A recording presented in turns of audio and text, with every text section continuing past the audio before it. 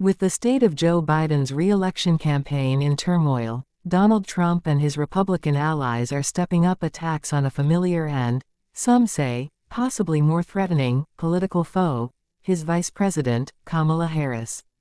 In recent weeks, Republicans have intensified what many call racist and misogynistic criticism. They have questioned Harris' competency, mocked her demeanor, and accused her of concealing concerns about the president's health. Trump unveiled a new, derisive nickname for the vice president, Laughin' Kamala, which he tested at a campaign rally in Florida this week.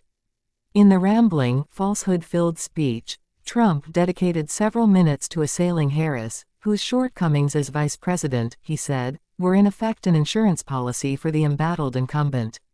If Joe had picked someone even halfway competent, they would have bounced him from office years ago, but they can't because she's got to be their second choice, he said.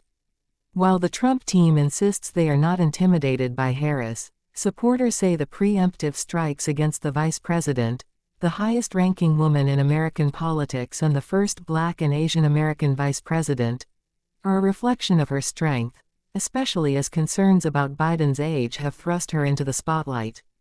In response, a group of Democratic strategists and donors are amplifying their defense of the vice president, an effort they say is necessary to win in November. "We do need to have a surround sound around Kamala that promotes the best of her strength, that she fights for our freedoms, that she works for a better life for all Americans, that she is ready to challenge Trump," said Tori Gavito, the president and co-founder of Way to Win, a network of Democratic donors. Though the group has not weighed in on whether Biden should remain the nominee, Gavito said Harris is a major asset to the party, whether as his running mate or his replacement. New battleground state polling released this week by her group found Harris running strong with the parts of the Democratic coalition Biden is struggling to energize, young people and Black and Latino voters. She brings in factions of that coalition that, right now, are a little concerned, Gavito said. So it's an important moment to lift up the full ticket. For much of Biden's presidency, Republicans have warned that a vote to re-elect the 81-year-old president was really a vote for Harris. Nikki Haley, in her unsuccessful run against Trump for the Republican nomination, once told voters that the possibility of a Harris presidency should send a chill up every person's spine. In the presently unlikely scenario Harris becomes the Democratic nominee, Republicans say they have plenty of material ready to deploy against her from her years as a vice president and her short-lived run for president against Biden in 2020.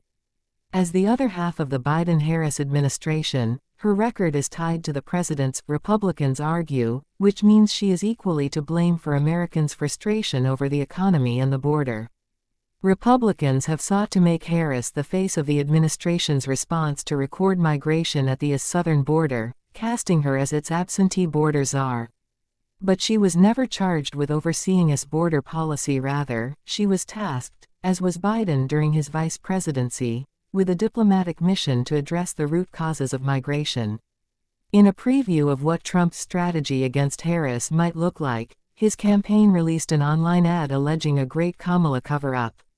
The video overlays images of Biden looking lost and disorientated with comments from Harris defending his fitness for office.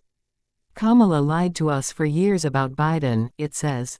Trump's campaign also referred to the vice president as low IQ Kamala this week.